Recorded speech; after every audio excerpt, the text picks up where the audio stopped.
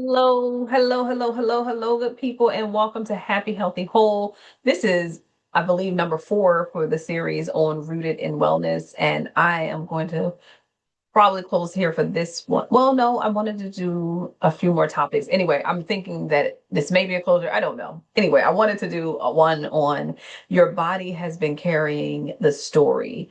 You've heard a million different ways that your body keeps the score, that stress and trauma can be stored up in our bodies, and the orientation to the body is never actually done in those conversations. And so today, in this episode, we're shifting our attention from our mind, what we were thinking, what we were believing around that throne that we had to put down and now, or that armor that we had to put down. And I really want us to think about the mind and how to connect to the body.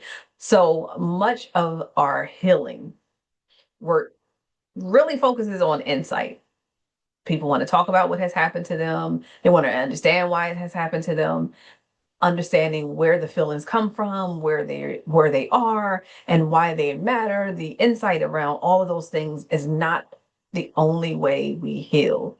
And actually, sometimes, even when we're doing that, we're not truly healing because our body isn't getting any connection to that healing.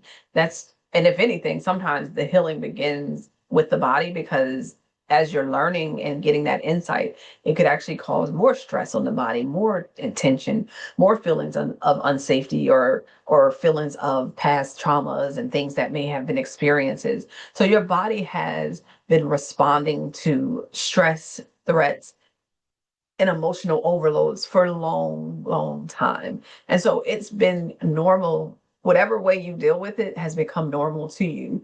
And so I don't want to discredit that some of us have done great work around connecting body to the emotional overload or the long suffering that we may have had.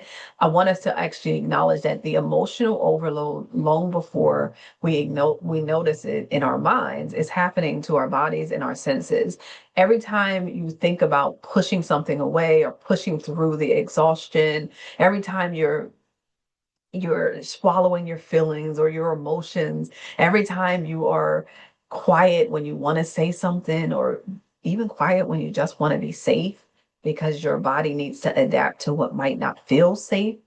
Those are all examples of what our body might deal with or do, even when we don't acknowledge it, right? So, although these things might be like, oh, I'm adapted to it, I'm used to it, I've gotten to the point where it kind of feels like it's disappeared into how I exist, the truth of the matter is that there's so the truth is that those adaptations or those getting normal in your body, they don't change just or they don't just disappear because life has changed or things have gotten different.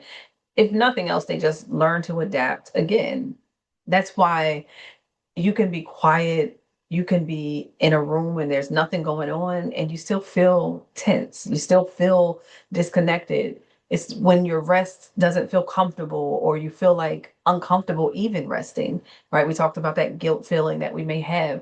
It's why your shoulders stay tight instead of being able to actually kind of drop them, release, and be able to be relaxed, right? It's some of those things that no matter what we do, it still feels like there's just a lot of body vigilance. There's this awareness in our body that something can happen, that something at any given moment can make us feel unsafe.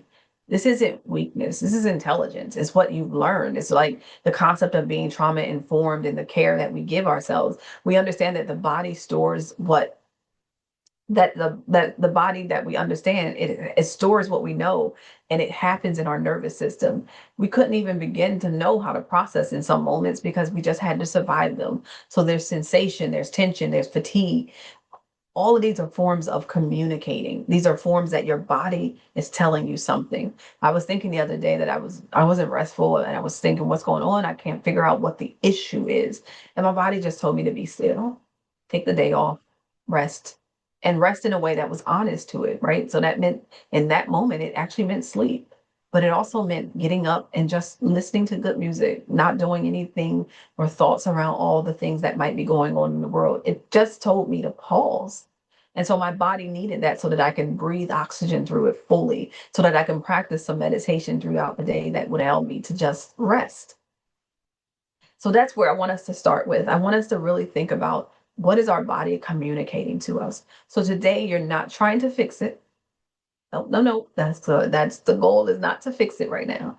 We're just trying to learn how to listen, how to hear what our body is telling us. Are we exhausted?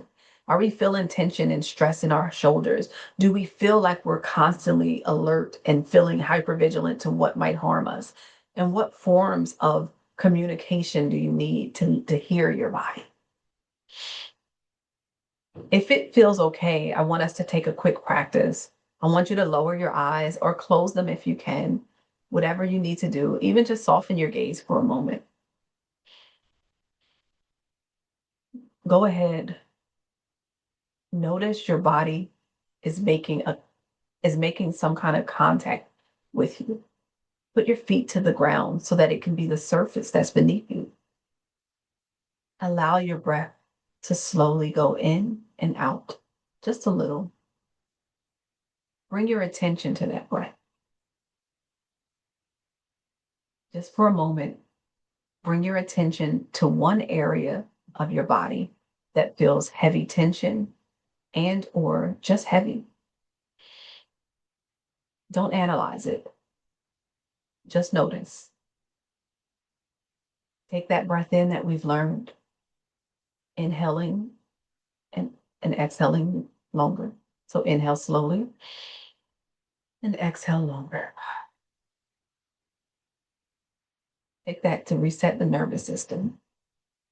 Ask yourself quietly, what do you need right now? You don't need to answer it with words. Sensations, image, or emotions may already come up. When they arise, let them. Let's do that breath one time slowly in, release it fully. Stay there for just a moment. Bringing yourself out requires us to maybe wiggle our fingers, wiggle our toes, and just come back to the present. This is a practice that you can build on, but it begins to also just build basic trust in listening to your body. I took us one place for a purpose, for a reason.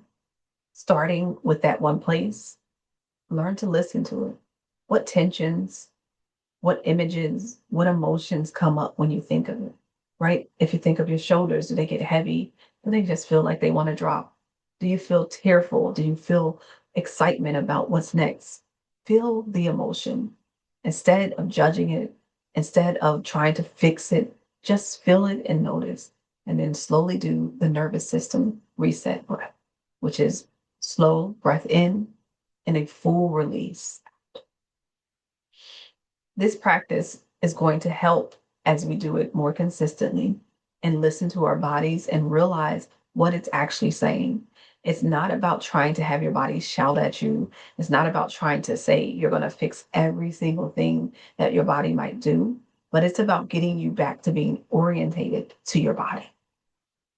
You're invited to kind of trace the sensations, but I want you to do this without judgment. I want you to build on learning how to listen to your body without judgment, because part of us being able to determine what strategies are best is to give our bodies another break by not adding on, well, what's wrong with me? Why am I doing that? Right?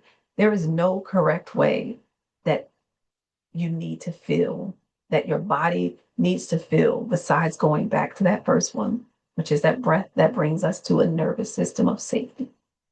I just want you to practice that. As you go through the week, I invite you to pause more often. So if you're pausing once or twice a day, bring it up to 5 times, 10 times if you need. Not to correct your body, but to just acknowledge it, to see where it's at. What are you carrying? What about your body is carrying your story that you're living right now? Notice where it's getting to the parts of you that will need to be healed. Acknowledge that that's okay. It's okay. And guess what? You'll be okay. All right, y'all. Take good care of yourselves. If you haven't already, like and subscribe to our channels. Follow us on everything. Follow me on most things that are Sharea Farmer LCSW.